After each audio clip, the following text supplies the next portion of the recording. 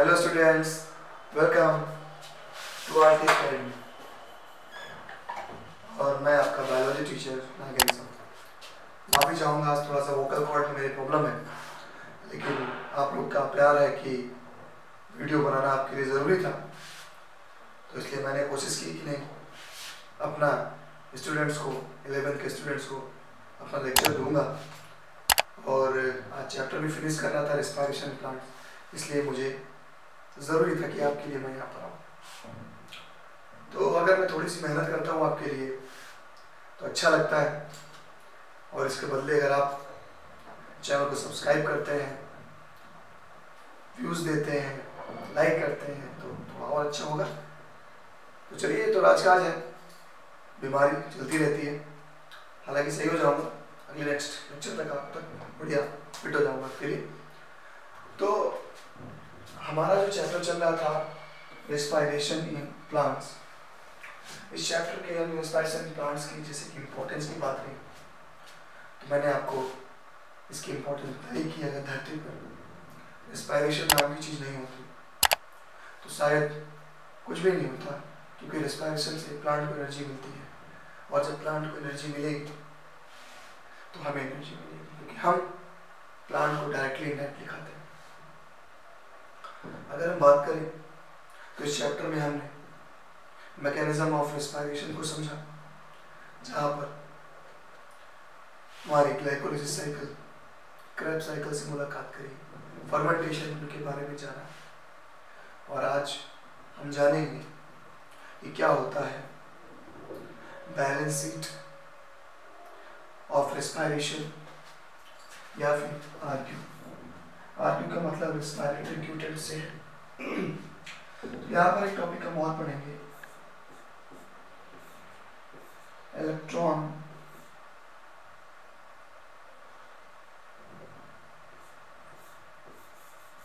Transport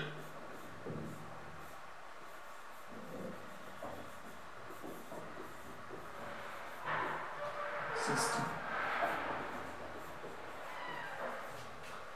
तो यहाँ पर मैं टॉपिक और ऐड करेंगे, electron transport system, balance sheet of respiration and respiratory quotient. Electron transport system काफ़ी कुछ मिलता जुलता होगा केमियोस्मोसिस थ्योरी से, जो कि हमने लास्ट लेक्चर में भी पढ़ा है, हमने फोटोसिंथेसिस में भी पढ़ा है।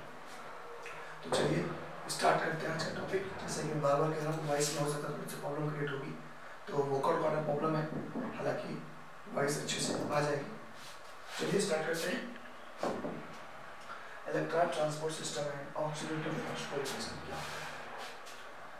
इलेक्ट्रॉन ट्रांसपोर्ट सिस्टम का मतलब है, आपको याद होगा, आपने रेस्पिरेशन कई सारे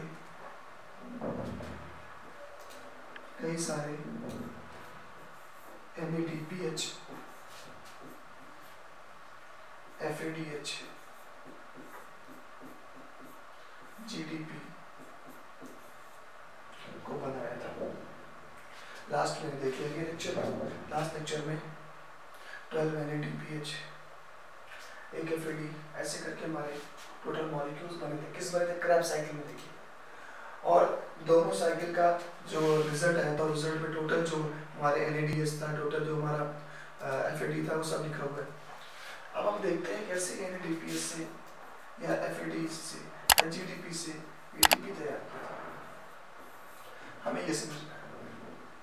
इस चीज़ को समझने के लिए ही हमें इलेक्ट्रॉन ट्रांसपोर्ट सिस्टम पढ़ना पड़ेगा। हालांकि एग्जाम में इसकी कंप्लीट मैकेनिज्म तो नहीं आती, ये कंप्लीट मैकेनिज्म है, बट एक चीज़ याद रखनी है कि इसकी मैकेनिज्म को समझना है, जिससे भविष्य में, तो एक नॉलेज के लिए है कि भविष्य में आप चीज़ों को समझ सके कि आखिर कैसे NADPH से या FAD से एनर्जी बनी रहती है। तो चलिए चलते देखते हैं। चलिए पहले कुछ थ्योरी पर डाल दें, कुछ डिफिनेशन हो गए। Electron transport system is the metabolic pathway present in the inner mitochondrial membrane, यानी इनर मेम्ब्रेन की बात कर रहा है, इनर मेम्ब्रेन की बात कर रहा है, through which electron passes from one carrier to another, जहाँ पे इलेक्ट्रॉन एक कैरियर से, देखिए जैसे एक कैरियर येलो वाला दिख रहा है, ये इलेक्ट्रॉन कैरियर से एक से दूसरे पे तीसरे पे ऐसे कैरियर पे क्रॉस कर। This is to release and utilise the energy stored in NADH। और जब इलेक्ट्रॉन कैरियर में भागेगा तो उसके लिए NADH को यूज करेगा जो आपने बनाया है, या फिर FADH या तो ये कब बनाया था, form during TCA cycle, tricarboxylic acid oxidation में tricarboxylic acid cycle. The electrons are passed on to oxygen to form hydrogen। और यही जब इलेक्ट्रॉन पास होते हैं ऑक्सीजन के पास से, तो इलेक्ट्रॉन पहुंचा नहीं कि नेगेटिव चार्ज आया इसके पास, और जैसे ही नेगेटिव चार्ज आया पहुंच जाए कौन, प्रोटॉन्स आया तो हाइड्रोजन साथ जुड़ करके वाटर मॉलिक्यूल बन जाता है। ध्यान रखिएगा हमारा जो इलेक्ट्रॉन ट्रांसपोर्ट सिस्टम है, ये इलेक्ट्रॉन ट्रांसपोर्ट सिस्टम चल रहा है हमारे माइटोकॉन्ड्रिया के इनर मेम्ब्रेन में, जिसकी कल मैंने आपको एक हल्का सा आपको व्यू दे दिया था कल मैंने, और आज इसके डेप्थ पे बात कर रहे हैं। तो electron transport system is the metabolic pathway present in the inner mitochondrial membrane through which electron passes from one carrier to another. फिर NADH और FADH सिनर्जी लीज याद रखना है, आगे चलते हैं। पहले थ्योरी खत्म कर देते हैं, आपको सिस्टम भी बता दूंगा। Electrons from NADH are oxidised by NADH dehydrogenase complex first. देखिए हमारे पास दो कॉम्प्लेक्स फर्स्ट है, क्या बता रहा हूँ, ये कॉम्प्लेक्स फर्स्ट है and this is the second complex. कह रहा है electron from NADH are oxidised by NADH dehydrogenase. ये एंजाइम पाया जा रहा है कॉम्प्लेक्स फर्स्ट। इस एंजाइम का काम है कि NADH को बनाना, NADH को बनाना। देखिए कि मैट्रिक्स वाला काम है, ध्यान से देखिए, ये माइटोकॉन्ड्रिया का मैट्रिक्स दिख रहा है, व्हाइट कलर जो पार्ट आप देख रहे हैं, इसके मैंने बोला माइटोकॉन्ड्रियल मैट्रिक्स है। ये जो पार्ट आप देखते हैं ये इनर मेम्ब्रेन है। इस डायग्राम को ध्यान से सारी कहानी समझ में आ जाएगी। एंड ये आउटर साइड है, आउटर मेम्ब्रेन, ये मेम्ब्रेनस स्पेस है, ठीक है। आप देखेंगे, आपको पता है कि TCA साइकिल मैट्रिक्स में चल रही थी, और मैट्रिक्स में NADH ये सबका यूटिलाइजेशन होना है। अब देखिए जब रेस्पिरेशन में NADH बन रहा था, या NADH2 कर दीजिए, ऐसे वैसे NADH2 बना। अब देखिए मैट्रिक्स में NADH2 बना, मैट्रिक्स में FADH2 बना। अब जैसे हाइड्रोजन बने तो NADH डिहाइड्रोजनेज एंजाइम क्या करता है, हाइड्रोजन को ब्रेक मार देगा, यहाँ से एक हाइड्रोजन चला जाएगा अंदर की तरफ। जैसे ही हाइड्रोजन प्रेशर हो जाएगा, यहाँ पर इलेक्ट्रॉन कैच कर दिए जाते हैं। चलिए देखिए, electron from NADH are oxidised by NADH dehydrogenase. Electron यानी जैसे निकला इलेक्ट्रॉन से रिलीज हुआ, electrons are then transferred to ubiquinone located within the inner membrane. ये ubiquinone electron then transferred to ubiquinone located within the inner membrane। ये सब एक तरीके के इलेक्ट्रॉन रिसेप्टर होते हैं। तो येलो वाला पार्ट हमारा कॉम्प्लेक्स फर्स्ट था, जहाँ पर NADH डिहाइड्रोजनेज एंजाइम पाया जाना था, जो NADH को ऑक्सीडाइज करता है, यानी हाइड्रोजन यानी प्रोटॉन को रिमूव किया। जैसे इसने प्रोटॉन को रिमूव किया, प्रोटॉन जैसे ही हमारे गुजरा कॉम्प्लेक्स फर्स्ट के पास से, यहाँ से इलेक्ट्रॉन एक रिलीज होकर के नेक्स्ट इलेक्ट्रॉन में चला गया। यूबिक्विनोन ने इसको नेक्स्ट इलेक्ट्रॉन इस पे भेज दिया। Electrons are then transferred to ubiquinone located with the inner membrane. Then क्या हुआ, ubiquinone also receive reducing equivalents via FADH complex. अब देखिए यहाँ पर FADH कॉम्प्लेक्स था, यहाँ पर भी वही काम हुआ। क्या काम हुआ, ये FADH को क्या कर रहा है, रिड्यूस कर रहा है। FADH oxidation of succinate in cyclic acid cycle. अब जो FADH बना था हमारा FADH आया, तो यहाँ पर भी FADH से एक हाइड्रोजन एंटर करेगा तो इलेक्ट्रॉन बाहर निकलेगा और हाइड्रोजन इधर चला गया। खेल केवल ये हो रहा है जहाँ हाइड्रोजन जा रहा है वहाँ इलेक्ट्रॉन निकल रहा है, जहाँ पे इलेक्ट्रॉन पहुँच रही है वहाँ हाइड्रोजन पहुँच रहा है। यहाँ तक समझ मेरी बात? अब चलिए आगे देखते हैं। The reduced ubiquinone is the oxidized with the transfer of electrons to cytochrome C. ये cytochrome C। अब यहाँ से गया cytochrome C से BC1 कॉम्प्लेक्स पे, इस पे पहुँचा। अब देखिए BC1 कॉम्प्लेक्स पे पहुँचने के बाद cytochrome C is a small protein attachment to the outer surface of the atom. It acts as a mobile carrier of electrons between complex 3 and complex 4. ये complex आपका 3 था, complex 3 and complex 4. It acts as a mobile carrier of electrons between complex 3 and complex 4. Complex 4 refers to the cytochrome C oxidase complex containing cytochromes A। ये सब सारे करने देखिए ये जितने भी है नाम फिर थोड़ा सा आपको डिफिकल्ट लग रहे होंगे, इसमें टेंशन मत लीजिएगा, नाम आपको याद करने की जरूरत नहीं है, ना ही आपके बोर्ड एग्जाम का हिस्सा बनेगा, ठीक है। ये कॉम्पिटिटिव लेवल पे जाएगा तो इस पर बहुत ज़्यादा फोकस करने की नहीं है। आपको जो मैं सीधी बात बता रहा हूँ, ये कॉम्प्लेक्स जो हमारे बने हैं, ये कॉम्प्लेक्स रहने कहीं से 3rd कॉम्प्लेक्स पे ये क्या करेगा, ये इसको रिड्यूस करता है और इसको ऑक्सीडाइज करेगा। जैसे ऑक्सीडाइज करेगा हाइड्रोजन अटैच होगी, हाइड्रोजन यहाँ निकलेगा प्रोटॉन, और जैसे ही यहाँ पर कोई हाइड्रोजन निकला इस जगह से इलेक्ट्रॉन निकलता है, इलेक्ट्रॉन यहाँ से निकला इलेक्ट्रॉन निकल हो जाए, ऐसे चीजें होती है, ठीक है। अब देखिए यहाँ पर साफ साफ सेल मेम्ब्रेन दिखाई जा रही है और ये हमारे एटीपी सिंथेसिस एंजाइम के वो लगे हैं, ठीक है। ठीक है, when the electron passes from one carrier to another by a complex 1 से 4 तक, they are coupled to ATP synthesis। अब ये ATP synthesis को coupled करेंगे for the ATP production। Number of ATP molecules produced depends on the nature of the electron donor। Electron को donate करने वाला जैसे होगा होती है ATP बनेगी, तो एक NADH में 3 ATP एनर्जी होती है, एक NADH में 3 ATP एनर्जी एंड एक FADH2 में 2 ATP एनर्जी बनती है। ये याद रखना है। तो यार अगर कहीं पर 2 NADP है, सपोज 2 NADP है, तो आपने क्या करना है, 3 ATP में 2 का मल्टीप्लाई करना है, तो ये हो गया 6 ATP। एक NADP से अगर 3 ATP बन रहा है तो 2 NADP से 6, ऐसे 4 से 12, क्लियर। अब यहाँ पर एक FADH से 2 ATP बन रहा है, यानी अगर 2 FADH2 है तो 4 ही बनेंगे, यानी अगर NADH में देखें तो वो इलेक्ट्रॉन ज्यादा बना रहा है, यानी ATP ज्यादा बना रहा है। एक NADH 3 ATP को बना रहा है, जबकि एक FADH केवल 2 ही ATP रिलीज करता है। कॉम्प्लेक्स सबसे मौजूद होता है NADH डिहाइड्रोजिनेस, कॉम्प्लेक्स सेकंड पे FADH2 होते हैं, कॉम्प्लेक्स थर्ड पे साइटोक्रोम B6 होते हैं, कॉम्प्लेक्स 4 साइटोक्रोम C ऑक्सीडेज होते हैं, कॉम्प्लेक्स विद ATP सिंथेसिस होते हैं।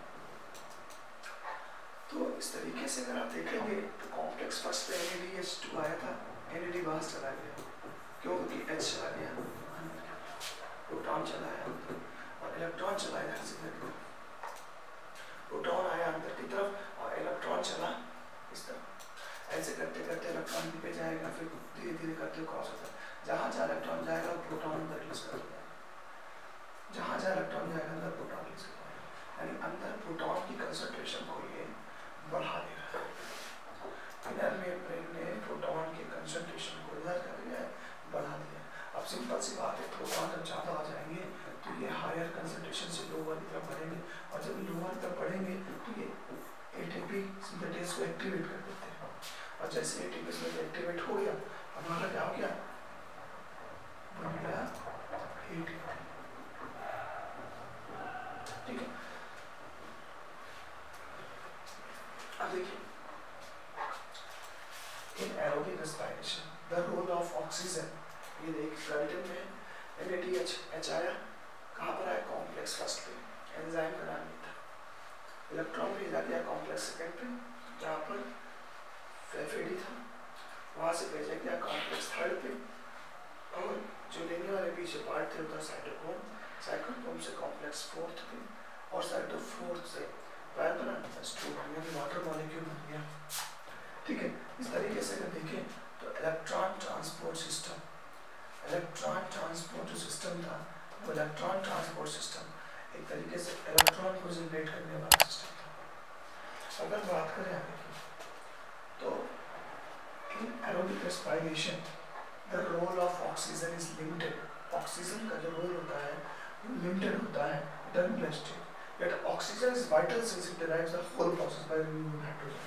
तो जिस मॉलिक्यूल पे हमारे प्रोटॉन्स पहुंच रहे हैं वहां से क्या हो रहा है, इलेक्ट्रॉन रिलीज हो रहा है और उसी इलेक्ट्रॉन के दम पे हम एटीपी से एटीपी का फॉर्मेशन कराते हैं।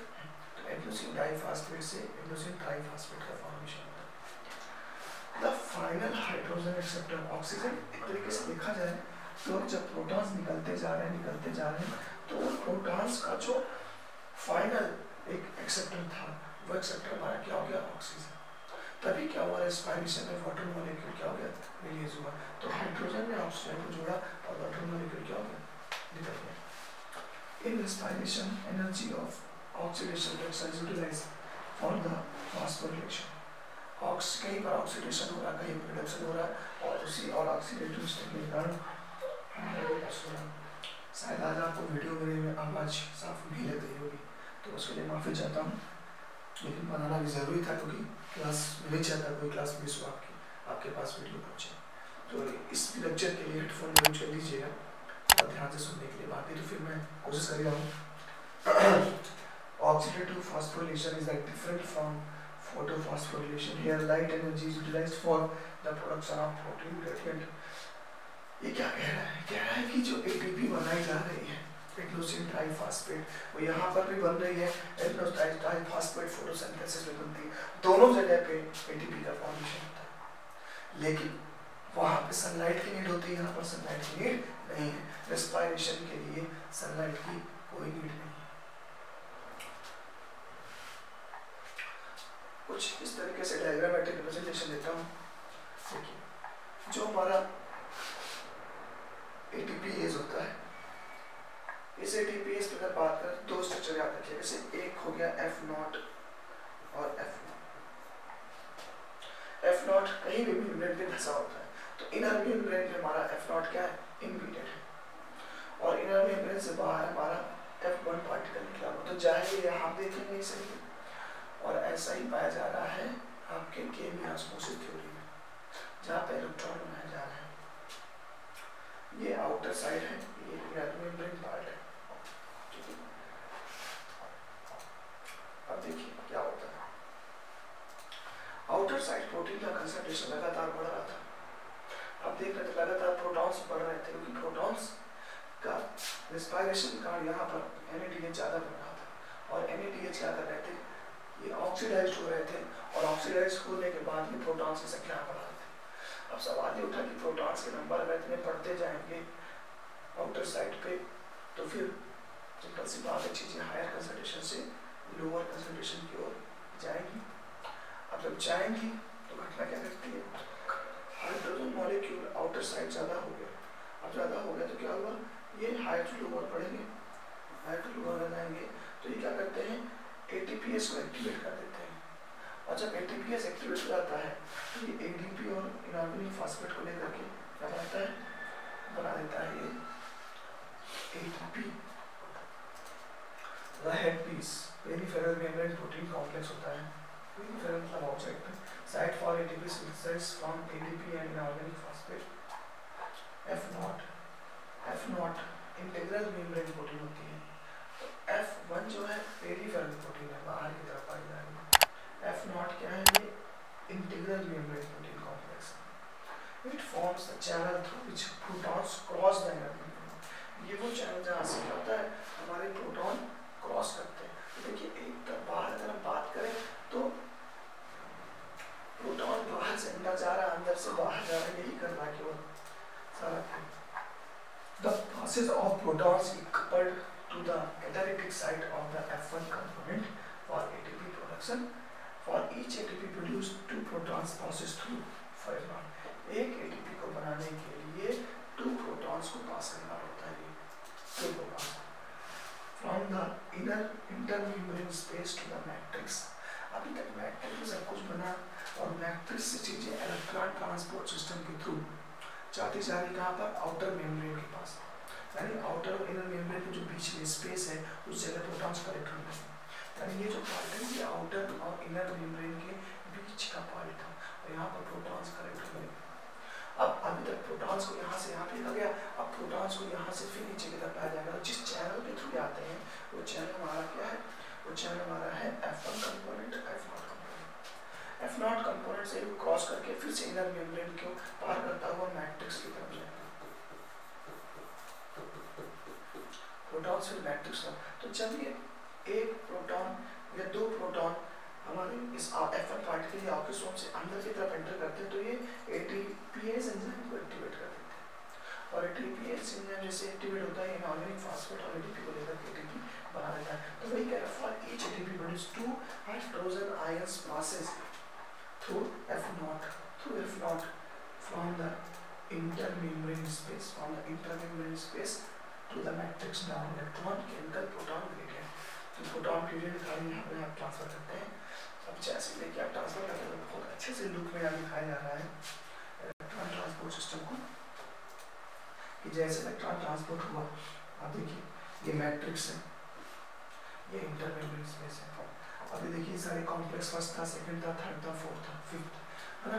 अब देखिए जो कॉम्प्लेक्स है इस कॉम्प्लेक्स देखिए एक कॉम्प्लेक्स NAD इलेक्ट्रिस वाला है, एक FAD वाला करके है ना।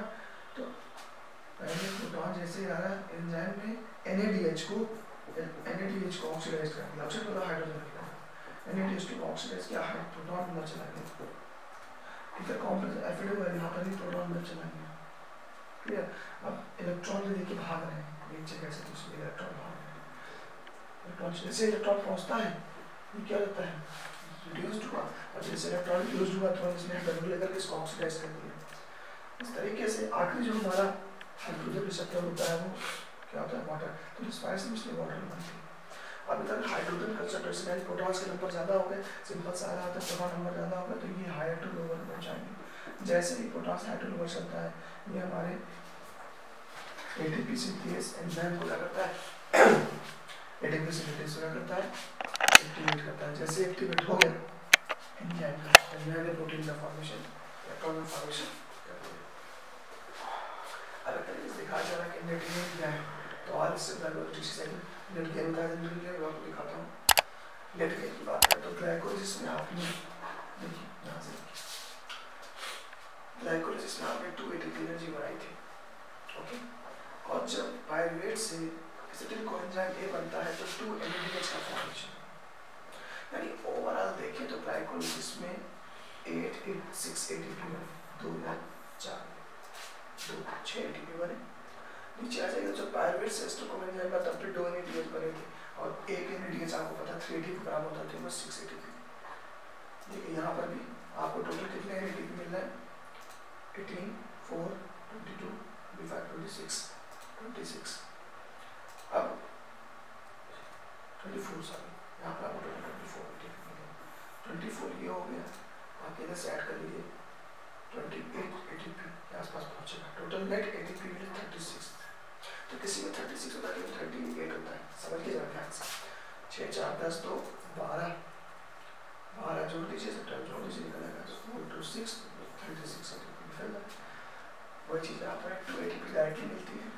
2 मॉलिक्यूल्स NADH के मिलते हैं 6 ATP, 2 NADH 6 ATP, 6 NADH 18 ATP, ऐसे करके 38 ATP का हमें फॉर्मेशन होता है। और 38 ATP जब बन गया या 36 ATP बन गया तो हम फिर इसी से 636 किलो कैलोरी एनर्जी भी पा लेते हैं। चलिए बढ़ते हैं एम्फीबॉलिक पाथवे। एम्फीबॉलिक पाथवे की एम्फी का मतलब होता है टू, यानी ऐसी केमिकल रिएक्शन जहाँ पे 2 चीजें चल रही हैं उसे एम्फीबॉलिक पाथवे कहते हैं। तो ये बोला जाता है कि देखिए जो हमारा रेस्पिरेशन है, तो रेस्पिरेशन में भी कार्बोहाइड्रेट्स होता है, इससे पायरुवेट बने थे। तो आगे भी देखिए यहाँ पर ब्रेक डाउन चल रहा है, यानी एक तरीके से यहाँ पर कैटाबॉलिक प्रोसेस चल रही है, यहाँ पर कैटाबॉलिक प्रोसेस चल रही है। लेकिन एक चीज आप और देखेंगे, आप एक चीज क्या देख रहे हैं यहाँ पर, देखिए अमीनो एसिड से पायरुविक एसिड बनाया जा रहा है, अमीनो एसिड से नया केमिकल बनाया गया, यानी एनाबॉलिज्म प्रोसेस। यहाँ पर देखिए एनाबॉलिज्म में फैक्टिक एसिड डिस्ट्रॉल से एसिटिक कोएंजाइम ए बना जाता है। तो एक तरीके से एनाबॉलिज्म प्रोसेस। और ऐसी कोई भी केमिकल रिएक्शन जहाँ पर कैटाबॉलिज्म और एनाबॉलिज्म साथ में हो रहा है, आप उसे एम्फीबोलिक पाथवे कहते हैं। एक सिंपल सी डेफिनेशन है जो मैंने बताई आपको, सिंपल सी डेफिनेशन है। आरक्यू पे आ जाए, रेस्पिरेटरी कोटेंट पे आ जाए। तो रेस्पिरेटरी कोटेंट का फार्मूला आपको आता है volume of CO2 evolved and volume of O2 consume. किसी भी प्रोसेस में जितनी CO2 इवॉल्व हो रही है, यानी कि फोटोसिंथेसिस में CO2 क्या कर रहा है, इवॉल्व करेगा और ऑक्सीजन को कंज्यूम कर रहा है, खत्म कर रहा है। इनका अगर रेशियो ले लेंगे तो वही हमारा होता है क्या, रेस्पिरेटरी कोटेंट। तो it is the volume of CO2 evolved and volume of O2 consume. Evolve मतलब क्या, बाहर निकल, आप कितने CO2 बाहर निकाल रहे हैं। क्योंकि रेस्पिरेशन में हम CO2 बाहर निकालते हैं, ऑक्सीजन कंज्यूम करते हैं। तो ऊपर CO2 तो बड़ा है, नीचे छोटे हमारे O2 यहाँ पे तीन चीजें यहाँ पर है।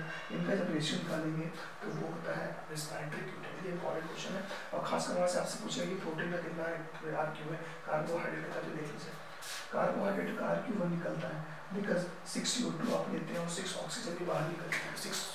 6 ऑक्सीजन आप ले रहे हैं और 6 CO2 मॉलिक्यूल बाहर निकलते हैं, इसलिए इसका आरक्यू कितना निकलता है, 1 आता है आरक्यू। ऐसे ही आपसे आरक्यू पूछेगा फैट का, तो फैट का क्या हो जाएगा, मोर देन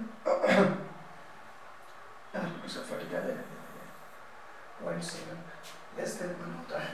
ठीक है, आरक्यू फॉर प्रोटीन 0.9 आ गया। ये आरक्यू के लिए आप कर लीजिए फैट का आरक्यू कितना सबसे ज़्यादा दिखा है। तो जैसे आरक्यू हमारा कार्बोहाइड्रेट का आ रहा है 1 जा रहा है, 1 से कम ये जा रहे हैं और उससे तो बहुत ही कम चलेगा, थोड़ा बढ़ गया हमारे प्रोटीन्स पे। तो इस तरीके से आज का जो लेक्चर है थोड़ा सा आपको प्रॉब्लमेटिक कर रहा होगा, थोड़ा सा आपको लगा होगा कि यार थोड़ी आवाज़ सर की कम आ रही है, तो इसके पीछे थोड़ा सा हमारे वोकल कॉर्ड का प्रॉब्लम है। हालांकि मैं इसको आजकल में सही कर लूँगा और आपके लिए फिर से उसी दम से लेक्चर्स भेजूंगा नए चैप्टर के। आज हमारा रेस्पिरेशन चैप्टर कंप्लीट हुआ, नेक्स्ट मेरा लेक्चर हमारे नए चैप्टर पे होगा। तो ज़्यादा कुछ कहने की ज़रूरत है, ये मैंने पहले ही आपसे रिक्वेस्ट की, चैनल को फॉलो कीजिए, लाइक करिए, शेयर करिए। ओके, मुलाकात करते हैं नए लेक्चर में एक नए एनर्जी के साथ।